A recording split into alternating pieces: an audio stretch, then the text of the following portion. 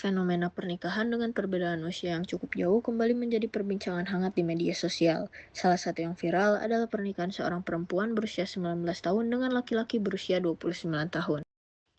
Fenomena ini penting dikaji secara sosial karena tidak hanya menyangkut pilihan pribadi, tetapi juga berkaitan dengan norma sosial, penilaian masyarakat, serta dinamika hubungan interpersonal.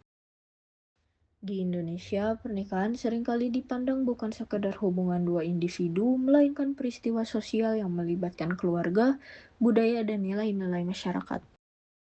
Secara hukum, pernikahan ini sah di Indonesia karena telah memenuhi batas usia minimal pernikahan.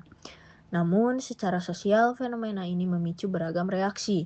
Di media sosial, banyak komentar yang mempertanyakan kesiapan psikologis istri yang masih tergolong dewasa awal. Warganet menilai hubungan tersebut sebagai bentuk ketimpangan kekuasaan dalam relasi, sementara pihak lain menganggap pernikahan tersebut sebagai urusan pribadi yang tidak pantas dihakimi.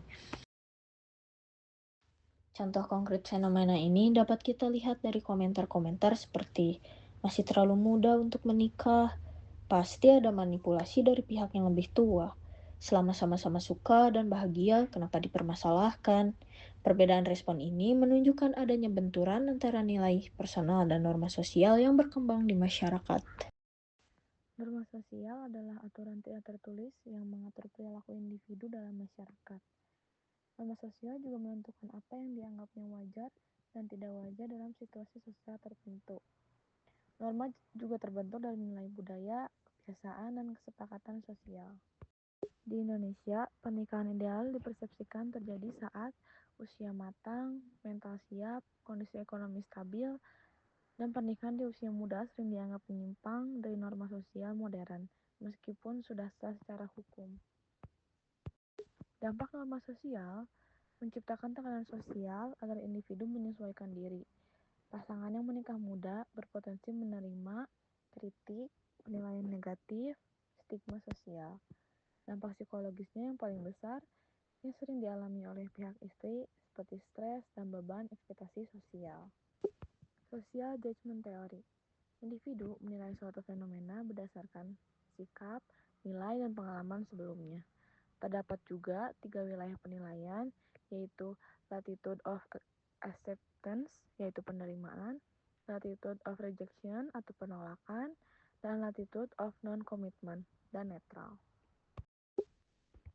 Warganet yang menganggap pernikahan usia muda sebagai hal negatif akan langsung menempatkan fenomena pada zona penolakan, komentar bersifat menghakimi dan emosional, dan individu dengan latar budaya atau pengalaman yang mendukung lebih mudah menerima pernikahan di usia muda.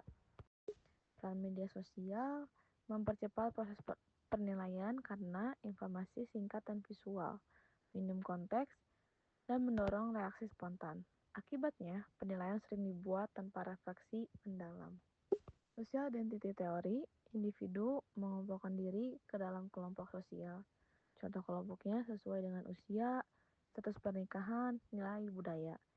Identitas kelompok juga mempengaruhi cara nilai orang lain.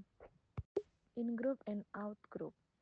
Warganet dewasa yang belum menikah bisa merasa terancam secara simbolik, menunjukkan respon defensif, dan kelompok yang sudah menikah atau berlatar budaya tradisional cenderung lebih menerima.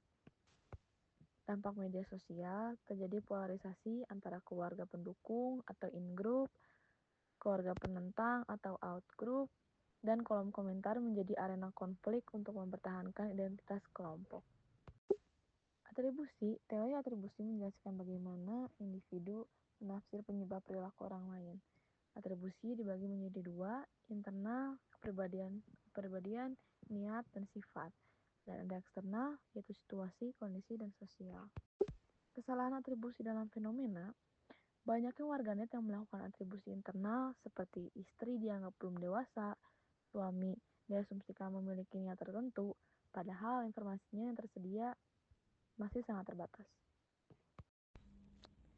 Implikasi sosial ada dampak positifnya, yaitu yang pertama, meningkatkan diskusi publik mengenai kesiapan menikah dan juga kesiapan mental. Yang kedua, mendorong edukasi tentang usia dewasa, relasi sehat, dan juga komunikasi dalam hubungan. Untuk dampak negatifnya, yaitu yang pertama, cyberbullying dan tekanan psikologis terhadap pasangan. Yang kedua, normalisasi budaya menghakimi kehidupan pribadi orang lain. Untuk konsekuensi jangka panjangnya, jika fenomena ini terus diperlakukan sebagai bahan penghakiman publik, masyarakat beresiko kehilangan empati dan juga memperkuat budaya kontrol sosial yang berlebihan terhadap pilihan personal individu.